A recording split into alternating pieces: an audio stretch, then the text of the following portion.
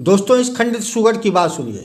मैं भी मान रहा हूँ गुब्बारा नहीं एक बूंद पानी की वजह से वो पागल महिला थी, उसको ये तो मैं कर चुका हूँ उसी दिन बयान। पागल महिला फिर मुस्लिम युवाओं को जो एक साथ जमा कर सकते। अच्छा, मुस्लिम अगर पागल हो गया तो क्या होगा?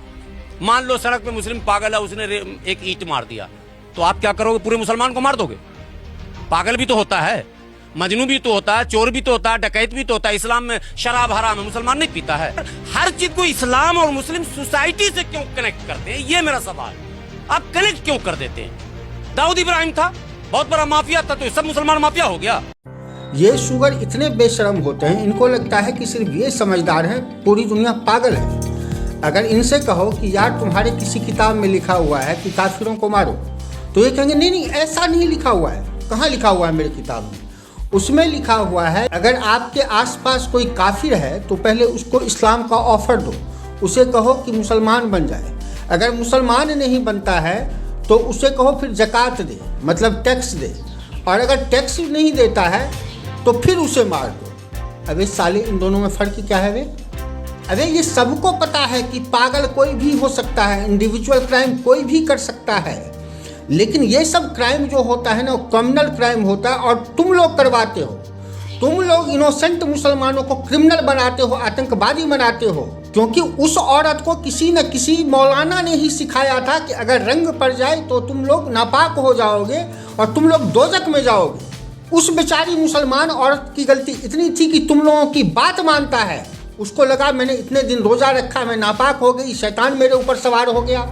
तुम लोग अपने तकरीर में बताते हो ये, तुम लोग मदरसा में बच्चों को बताते हो ये, तुम लोग मुसलमान बच्चों के दिमाग में पॉल्यूशन डाल देते हो, उनको डरा देते हो कि हिंदू फेस्टिवल अगर होगा तुम्हारे आसपास तो तुम लोग दोजख में जाओगे, शैतान तुम्हारे ऊपर सवार हो जाएगा। सालों तुम लोग कुछ कर तो पाते नहीं हो, पढ़े लिखे तो होते नहीं हो कि कुछ काम करके खा लोगे।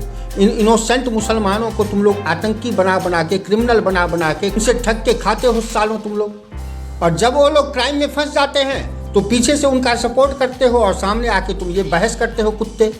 इस्लाम कहता हो या न कहता हो कि आतंकवादी बनना चाहिए, लेकिन तुम मौलाना जरूर कहते हो, तुम लोग आतंकवादी पैदा करते हो। और जब वो आतंकवादी मर जाता है तो तुम लोग कहते हो कि इस्लाम नहीं कहता ऐसा। मानता हूँ मैं कि इस्लाम नहीं कहता होगा, लेकिन तुम जरूर कहते हो उन लोगों को आतंकवादी बनने के लिए।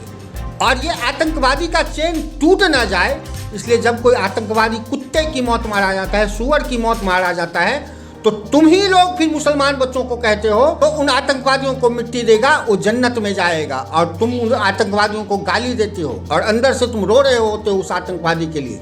इसलिए एक आतंकवादी के मरने के बाद लाखों करोड़ों की संख्या में मुसलमान उसको मिट्टी देने के लिए जाते हैं। तो हमारे इनोसेंट मुसलमान को ये लोग क्रिमिनल बनाता है, क्राइम का जड़ ये लोग है, इन मासूमों को क्राइम करवाने पर मजबूर करता है, ये आतंकवादी बनाता है।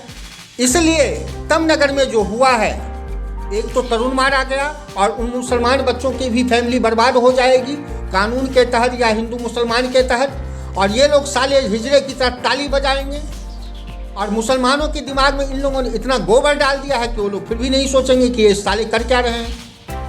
इसलिए अगर किसी को पनिशमेंट मिलना चाहिए तो कोई भी मुसलमान बच्चा इस तरह का क्राइम करता है तो पहले ये देखा जाए कि वो किस मदरसे में किस मौलाना के साथ था, उस मौलाना का घर तोड़ा जाए, उस मौलाना को पनिशमेंट मिले, उस मौलाना को जिंदा जलाया जाए, इस साले को।